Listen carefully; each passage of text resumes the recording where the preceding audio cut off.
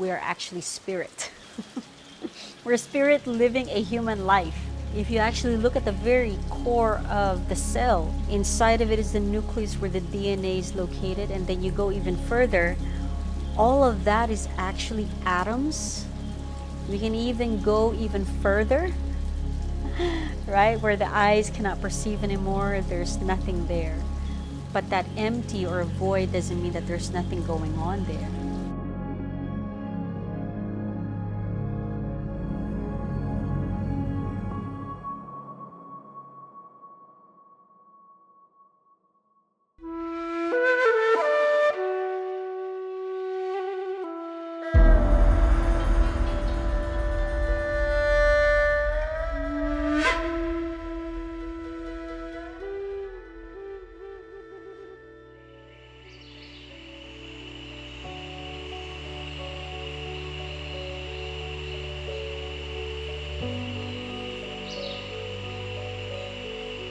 So I want you guys to listen to the wisdom of your body. You may never know that you may get some cool gems from that, okay?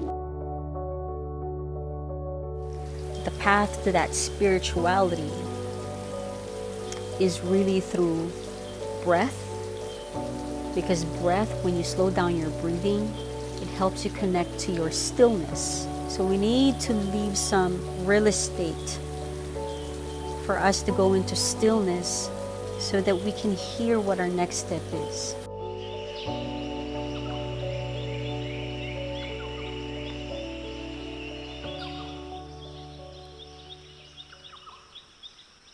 The first thing we do is take a breath. It is this inspiration, right? The spirit comes into the body, and yet we still leave out the word spirit, as if it's this thing that it shouldn't be mentioned. And if we keep forgetting about this other piece, then we're going to get caught in this loop of psychiatry and body illness.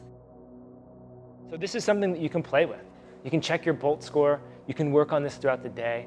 And it's simple. When we're walking around, you'll find me nose breathing calmly, and then I'll hold my breath while I take 10 or 15 steps.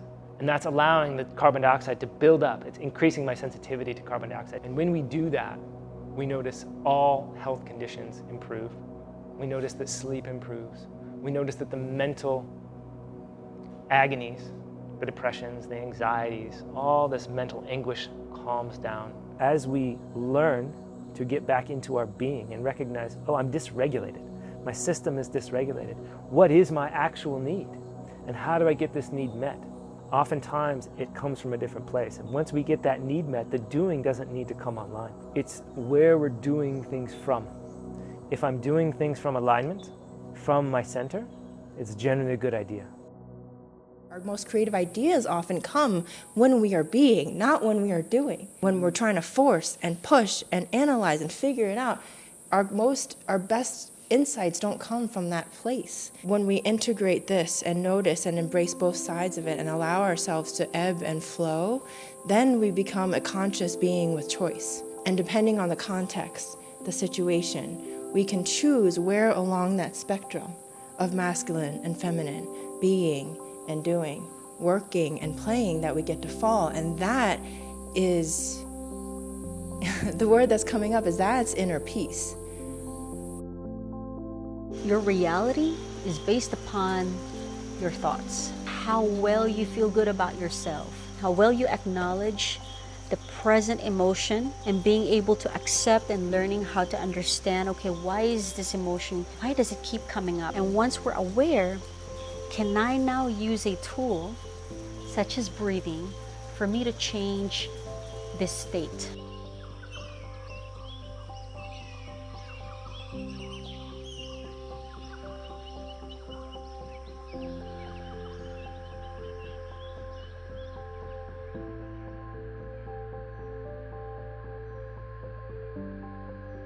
If all I do is just burn myself to the ground, I'm working for money, and that's all that matters, right?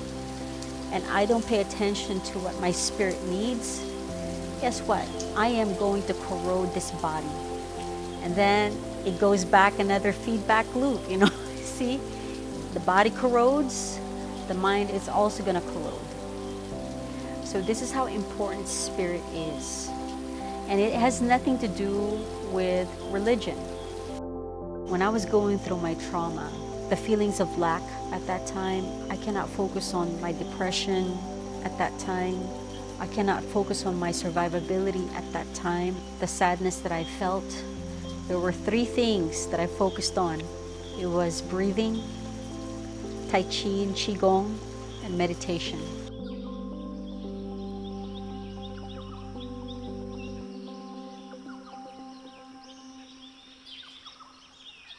The first few seconds and leading into the session, a lot of my past childhood memories came up. The time when I lost my innocence, actually.